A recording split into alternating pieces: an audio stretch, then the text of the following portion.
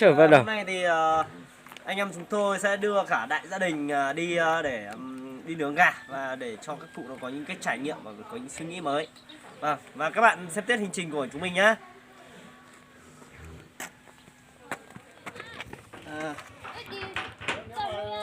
Nhưng mà điều thì xe này điều 2 người.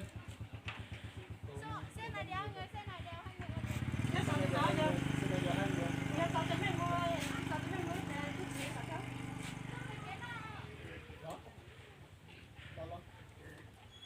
Lưng nó thỏ lên.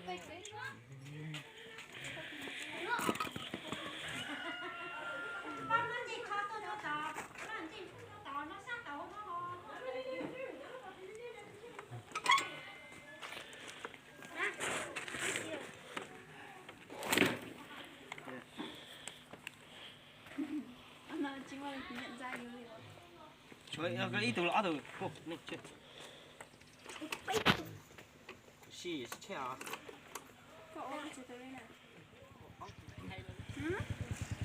Chết早chạy quá. Chết早chạy mà quá. Cái đã mà to ha, bên mình chiên đây ha. Hả? Chưa hai cái thành nó cháy luôn. Tôi cháy luôn. Lúc vào nè.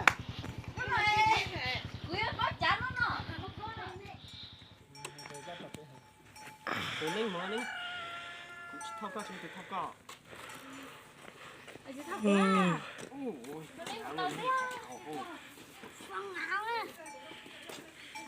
Mừng luôn. Mừng mấy mừng luôn.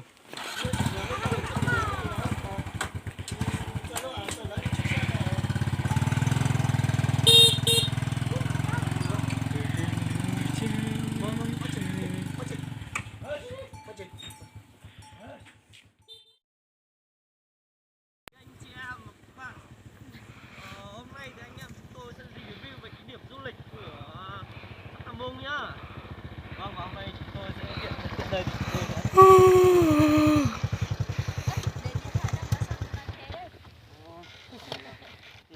thói quen.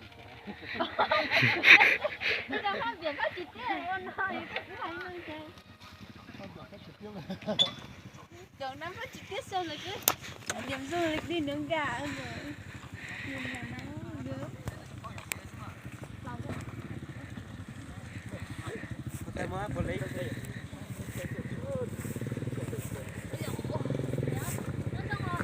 Ơi vô.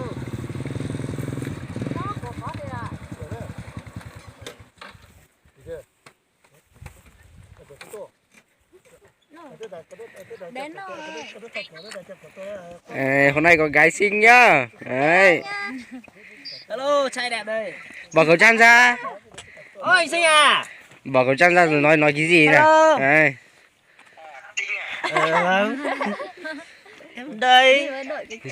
Dạ vâng, em chào anh. Đi à. Mua mấy sao được mua. Ăn tay này vậy? Mua, của quay mấy mua. Ê, bố má chỉ được cũng cả. Chuyên cá liều. Cái này nữa. Có nhiều đồ mà.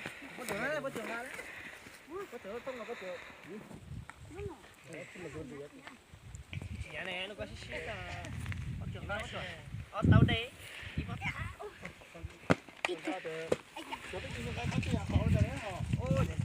Chứ ăn nó lọc tôi ép lên mà. Thì qua xí lắm. Rồi. Khỏe không? Thì đi là như nước cái chỗ này. Câu chiêu.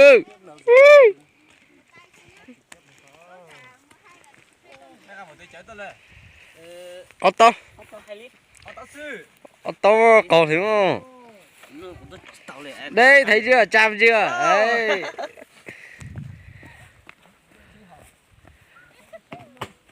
Lên gì thì sao trâu nữa. Nó trâu phước cơ.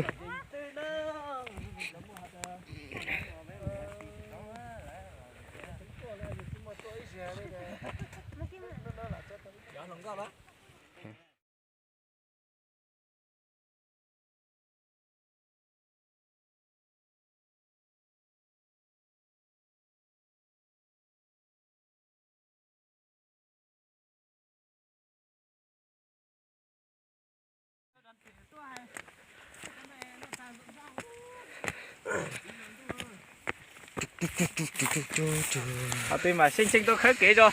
Nhớ kỹ này thỏ xuống đấy tôi khơi kỹ ha khơi rồi ha rồi. Gì to tớ. Đùa lỡ, cái sập đùa á. Nó phải chi tiết không sổ đùa.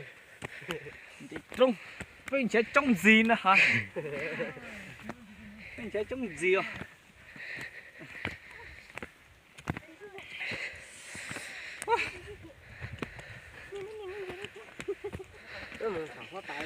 Kịp lá chốt ta đây là Đây là ở trên chạy tu nó chạy mà. có chi họ kìa anh bà ấy trôi chưa cả tia yến to rồi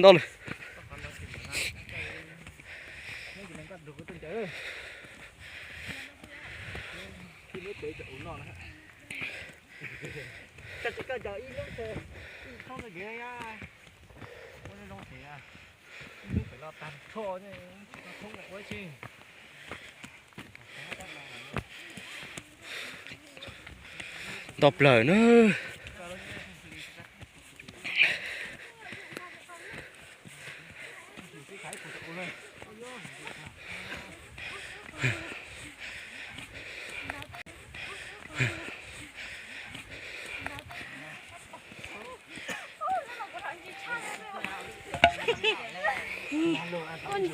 con chưa tới ta. Chúng ta mới là vô thế này. Chúng ai tao qua số cho hỏi à. Đủ chưa xí đâu. Cái chữ mấy con đạo. Sâu rồi đó. Mong lành nó trông khó xa.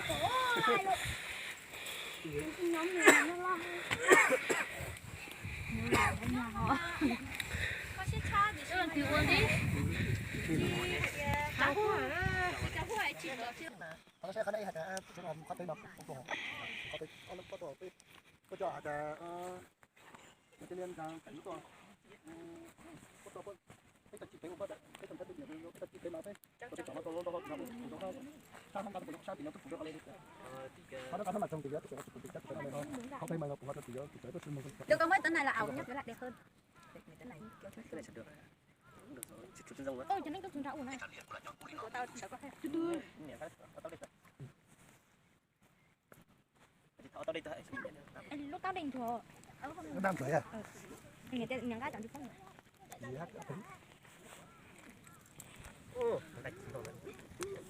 chúng ta loa mà nên đơn đi là hết được không Cái nhảy ba la là có sao? Có bên này sáng. Chứ tới đây là đâu. Chứ tôi. Có gì khẩy cho anh cho hết. Chứ. Mà chụp phải chụp gần một xíu chứ. Nhỉ, tao mà. Ô, xí tôi lấy ta. Đó rồi. không chúng ta là Ô, lấy ta mà cho.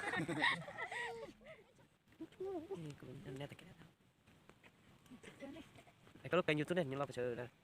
Chờ triệu. Vâng, nghìn chứ ta. Đăng ký 2.000. 2.000 người đăng ký á. 2.200 rồi.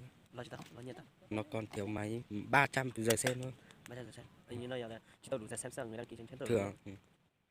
Giờ xem thì lo 3.700 mấy, hình như tận 800 mấy. Quyết định phải chờ giờ xem đi con. 4.000. 4.000 giờ xem. Năm ấy gì hết gì tôi. Thầy phốt tôi thì phốt sống thế nào.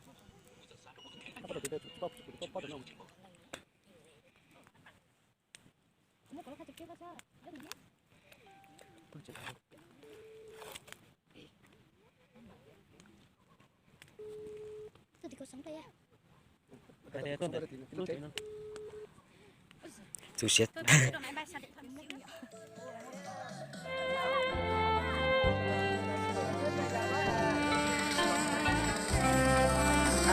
Chưa là.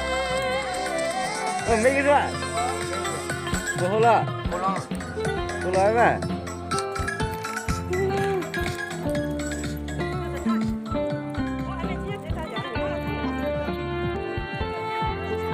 Tụi em cái xe nó bây giờ cậu tạch rồi lên. Y xưa mùa tụi cùng gió cho xa cho luật thiên lúc có chờ luôn mùa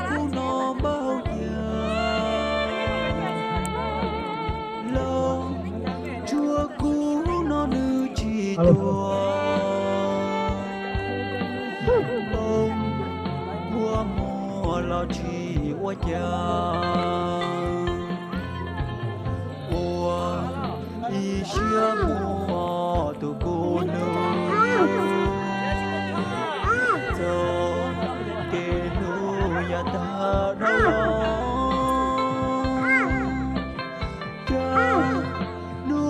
Đi đi tới.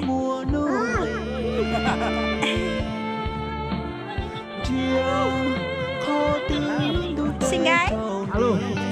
Hello, nét quá. Ồ, nét nhở? Chia qua đi tô này cô nương. Tự nhiên. Bố cô chia ta bao lì nó. Mình từ qua nhá.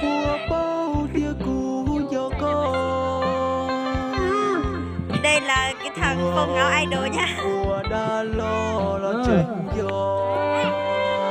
Đây là khu du lịch của chỗ Tam Mông mình nhá.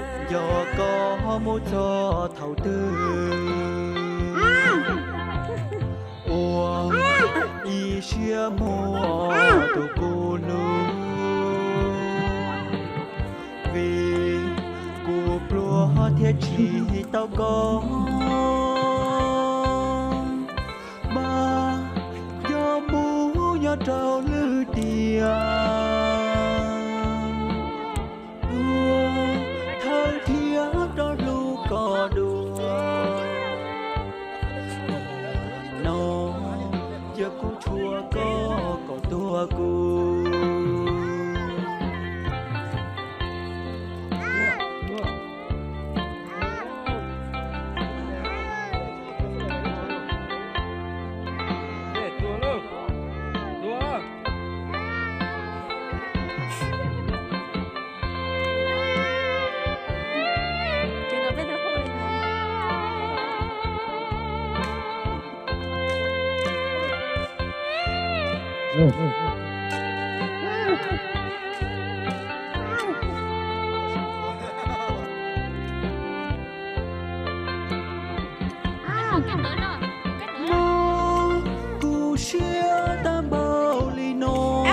Chị tưởng của chị đó chứ.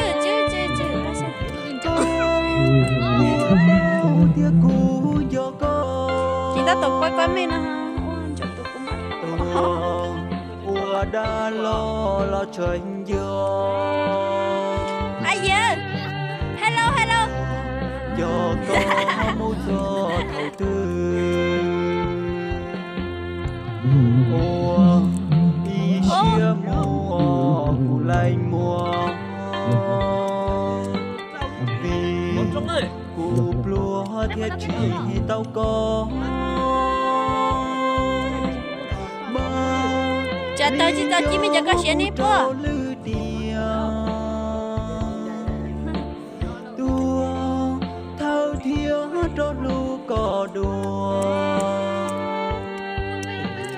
Nó chiều cu chua có tua cu.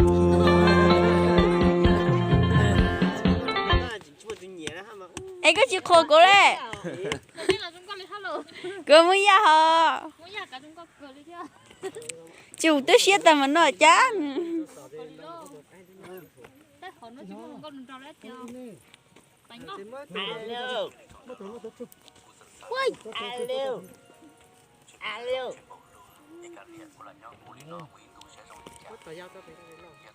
Bố mày tôi chỉ khai loa khai nhạc lên đó ấy.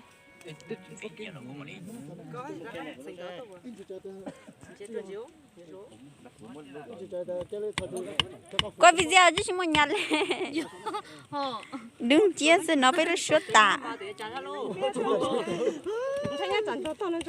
Em phỏng vấn là tiền.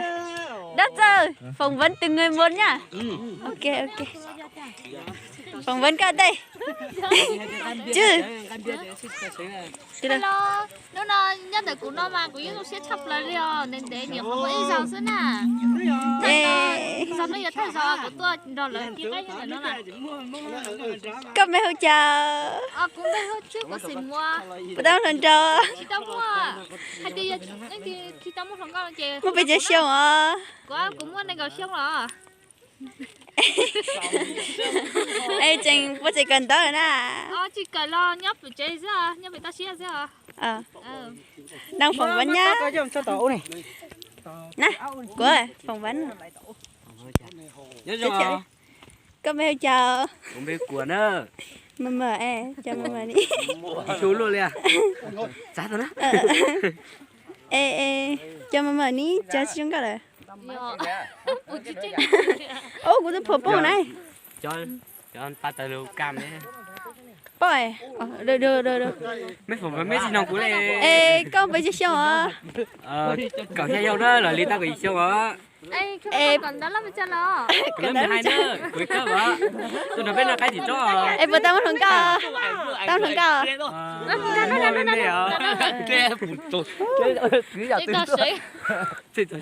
lo xe đồng đầu cờ đó đây nó phải bốc cha nó con muốn phải mua kiên bình à nhớ anh phỏng vấn phỏng vấn là có mấy hỗ trợ nó Belum PH pakai di no. năng coi nghiên túc hả đó nó chê cô tôi chị gái cô tôi chị gái chỉ với Belum PH pancong. quen với chính phỏng vấn nha phỏng vấn à thấy không phỏng vấn là nhất rồi đây cũng về hoa chính mùa nữa nè cao tông thằng cao cũng chỉ tông thằng cao xong là nền gõ xong rồi Facebook này chào lúc Facebook hộ là thì chính mùa nữa mình nhớ nào Chị sắp quay cũng nè, của chị phải hài lúa. là hai đỡ đi xíu mà coi chả khẩu ta tổ tôi sơ ta tổ tôi từ nào Chị chuối cho tao tôi ha. nhớ rồi Cái con rửa đấy nó thôi. Cái con rửa đấy tôi nó thôi. Đi cho nó cho con chia được. chút lỡ luôn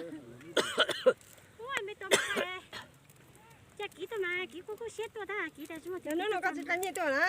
tức của tôi hạt tiền Ta kịp phải tới tập phải tập phải khai cái một cái gì. phỏng vấn cả Cái nát tôi nó hả?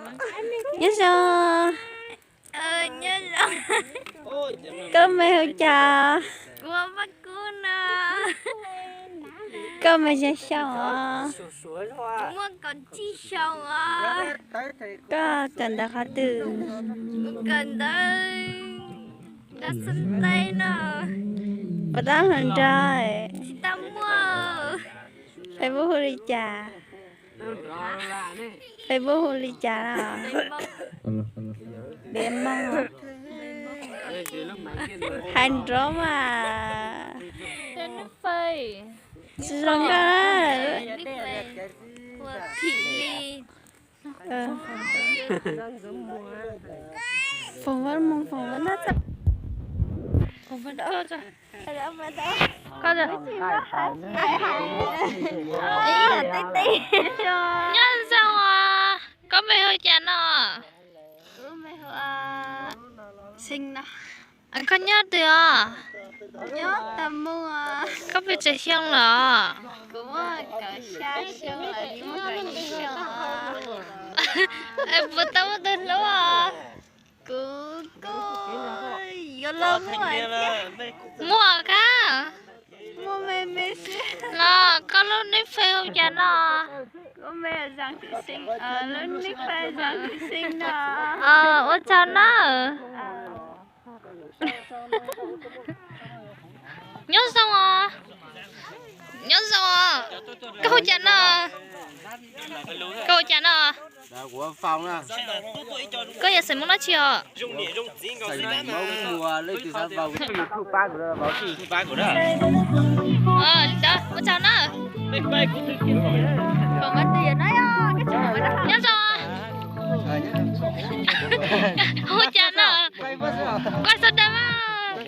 Đã, chỉ mà cái bữa gì vậy? Coi cho nó. Cho nó nhập cái chỗ nĩa hết gì à?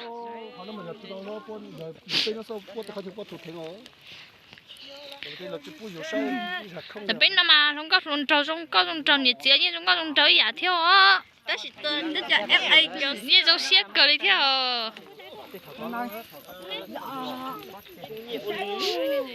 Thì tuần là tổ mông nó mà cứ tôi có cho có anh chị cho mà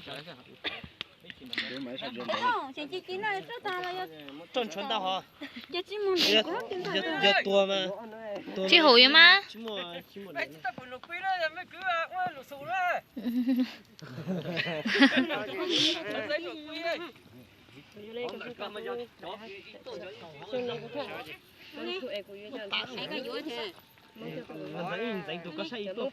Biết kiếm món rồi nó biết nã trong cho nó nữa. Tức bật chế độ máy bay sạc á. tôi tao này chụp bao tao Ô nhỉ.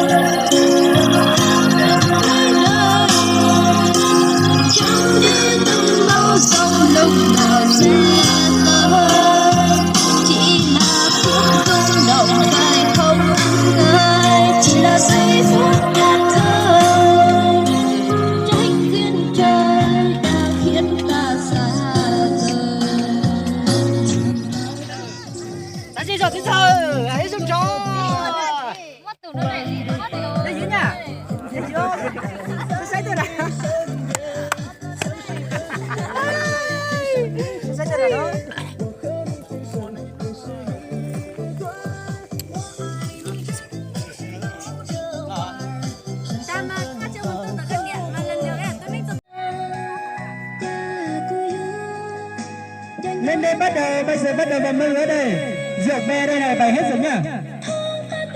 Ở Giang đâu, không phải hỏi chấm đâu, lên đi Giang ơi. Lên đi nhá. Không lên là hết rồi đấy. Không lên là hết rồi nhá. Mà lên thì bây giờ lên ra một tí cũng hết rồi đây, nhưng mà lên nhanh nhanh là được.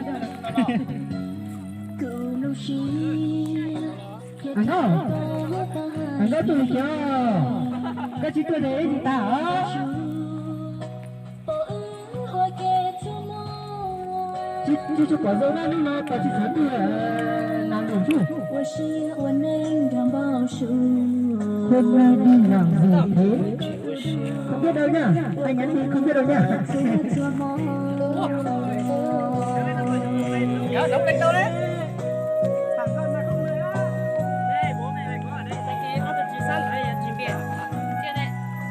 Tao đang tân niên, tân niên thì thôi nhá, tân niên thôi. tay mà đóng mà không dư.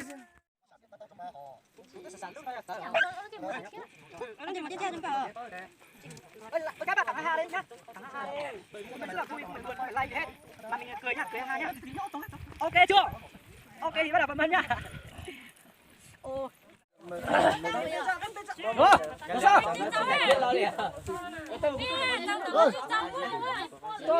Uống đi.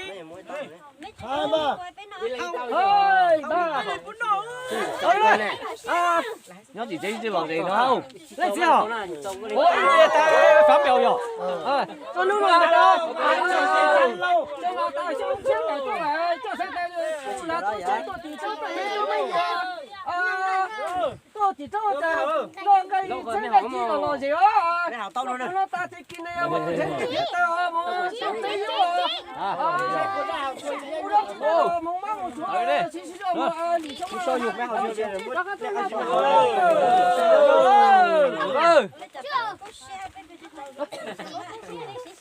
Hào không? Được không? Hào không? Hào đi xong đây. Mua chơi nhau là chỉ tài đi xong đây, thầu tư cú xe tua nhá.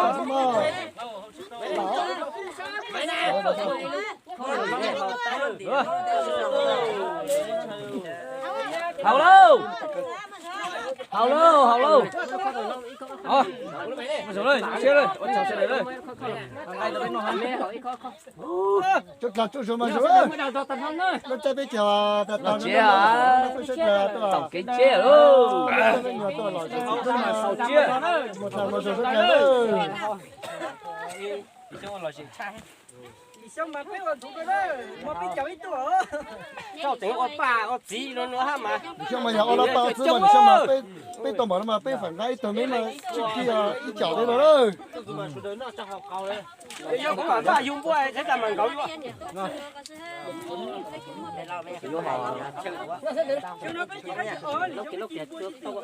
Cái gì có quả xanh đó hả? Lấy tùng buôn luôn thì có tôi thì trong nó. Có cái chi ngỗng. Chi ngỗng. Mấy cũng có tao ta có cái gì có cái gì đó rồi. không có cái này rồi đấy Gì tôi nói nha. Nó cả súng luôn ra. Thấy loa mày chứ à? Chút tí lên đây, nó sẽ tí sáng rồi. Lâu. Lấy cái con nữa. cho để sinh nhật cho cái này Dạ, nó là trả lời coi á. Nó à. Dạ đó con nè. Dạ dạ chắc bữa nay tôi chỉ xét.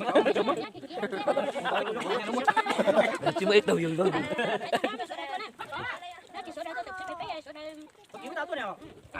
Nó khó cho hoa rồi nè. Nó khó cho hoa rồi nè. Hầu. Hầu. Tôi biết hầu. Rồi. mà số Nó than nó. Cái chuột. chuột gì tính tao này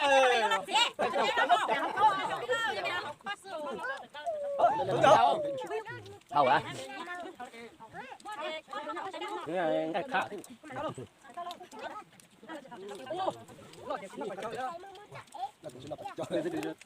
Cho bên đó, thắng. Xiang là kiểu.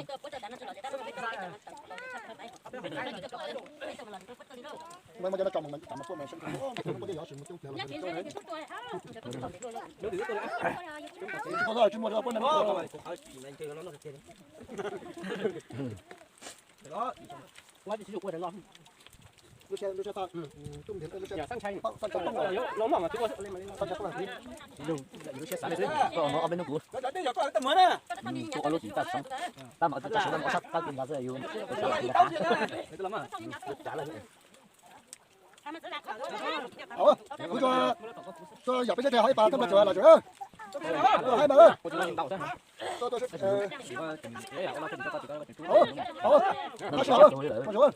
ta mất điện đây giờ dùng được quá chỉ nói vậy ta sử dụng thọ tạp quá nó chỉ cái này cái tôi nữa ta sử dụng tâm công ta diêm mà à tôi chỉ lo giờ chưa quan rằng chúng tôi cái này chúng ta lo đây là cái diêm này chỉ lo đấy